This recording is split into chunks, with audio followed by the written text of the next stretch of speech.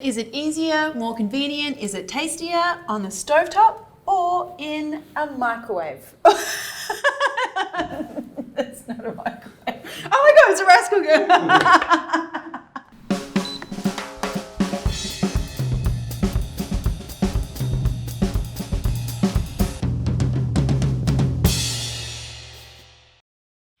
We are doing another episode of Marion's Test Kitchen. This is where we test out cool techniques, gadgets, products, methods, so you don't have to.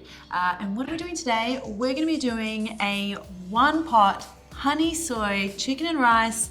And we have partnered with Panasonic for this episode, and we're going to be using their 10-cup rice cooker. So this guy has a lot of things, so let's come have a look before we get started.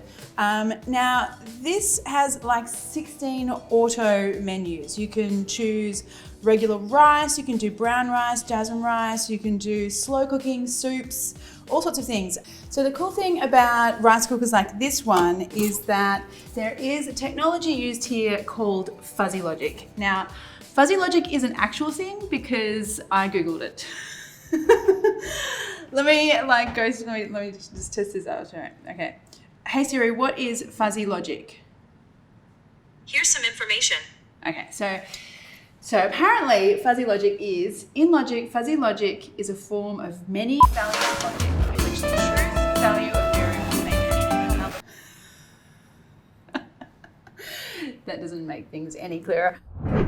Okay, so fuzzy logic, kind of a weird term, but it's an actual thing, and in this rice cooker, it means that the power is automatically adjusted so that you get more concise cooking. So as the jasmine rice cooks, as the brown rice cooks, as your soup or your stew or your clay pot rice cooks, then this rice cooker can sense when it needs to turn off or adjust the heat.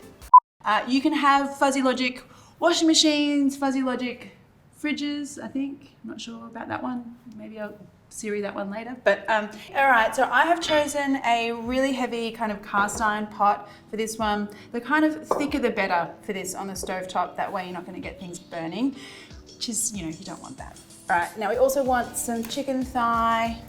I really love chicken thigh in these kind of one-pot dishes because they don't dry out as much as the chicken breast. And I'm just a legs and thighs girl.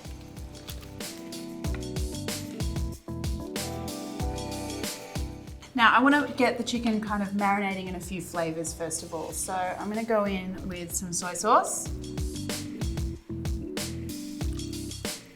And then I want some dark soy sauce here as well. Actually, I'm using a dark sweet soy sauce. And this one is really great to give a nice shiny kind of color. I love that. Now a little pinch of white pepper here.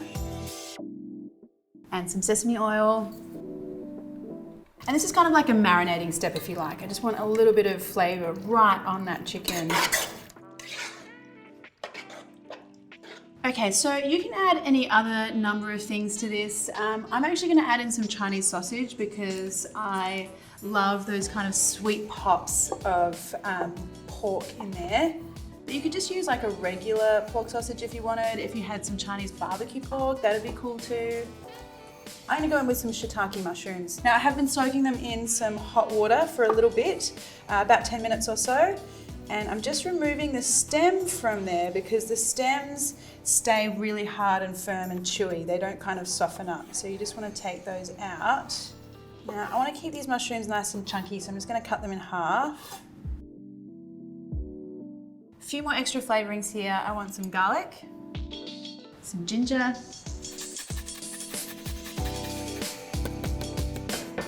give us a bit of a mix.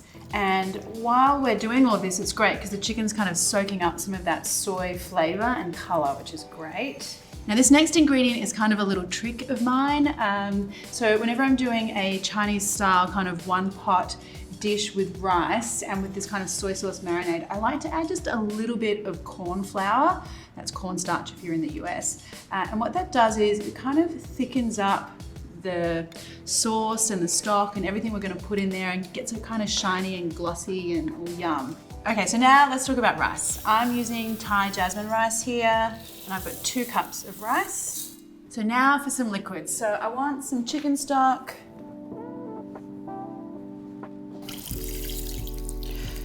So 2 cups, 2 cups. Now for the extra half cup of liquid for each of these, you could just go in with another half cup of chicken stock, but I'm actually going to use some Chinese cooking wine for mine. It's a little bit of extra flavor.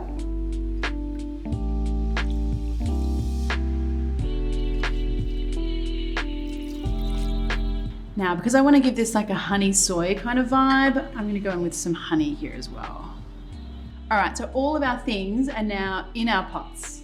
Just going to give it a bit of a stir. Okay, so slightly concerned about the size of my pot for our stovetop. I think this is too small, isn't it?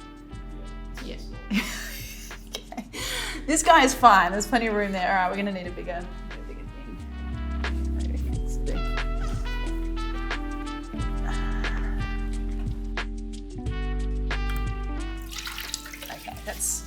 That's better. I mean, that other one is not gonna work. Okay, so this is what happens when you're testing things out. All right, so forget what I said earlier about that pot, and you need a bigger pot.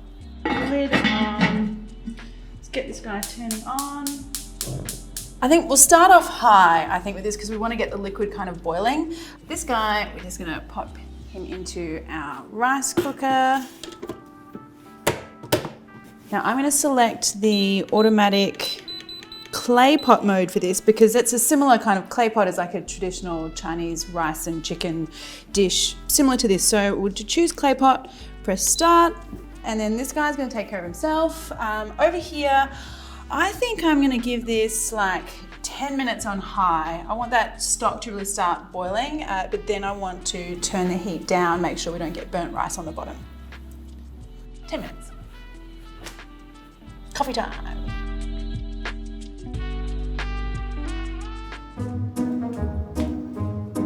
Coffee boiling. All right, so I thought it would take 10, but it's only taken 5. Thanks, Mum. Otherwise we would have burnt rice. Okay, all right, so I'll just turn this off. Let's come and have a look in here. Yes, definitely boiling. Okay, so forget what I said earlier about 10 minutes. We want 5 minutes. Now, it is smelling good though. Now I want to turn this down to low. Yeah, see, I feel like this is already the disadvantage between using, an automatic function and the stovetop, because you just don't know the timing. So you've got to be keeping an eye on it, coming back and forth, or you can just put your mum in charge of keeping an eye on it. Hey, Mum, can you just stand there and watch that pot for me?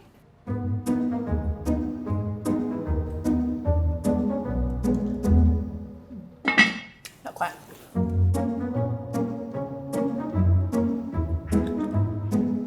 Still a bit longer. It's a very good coffee because I made it and you didn't. You're a great Cameron Dax, but you make really bad coffee. Shots fired. Oh, wait, something's happening, look. Okay, so we didn't have, when I pressed start, there was no time here. Now I've got a 10-minute kind of countdown, which is pretty cool. It is better that you don't have to keep checking on that guy. It's like having kids, like you wish you could just leave them be without having to chase after them. You're a lovely mother, Marion. Look, I love my kids, but they require a lot of attention, just like this guy. All right, so suspense is over, how fun. The cool thing here is that this has stopped cooking and it's gone straight automatically to this keep warm function. So that's really cool because it means I don't have to keep an eye on it. It's not gonna burn. It's just gonna sit there and keep warm, which is pretty fun. But should we have a look? Dax, come in here, let's have a look. Suspense is killing me. All right. Boop. Ooh, wow, yeah, that looks great. Look at that. All right, let's get that out of there. All right. So that's looking pretty good. Let's see what's happening in here.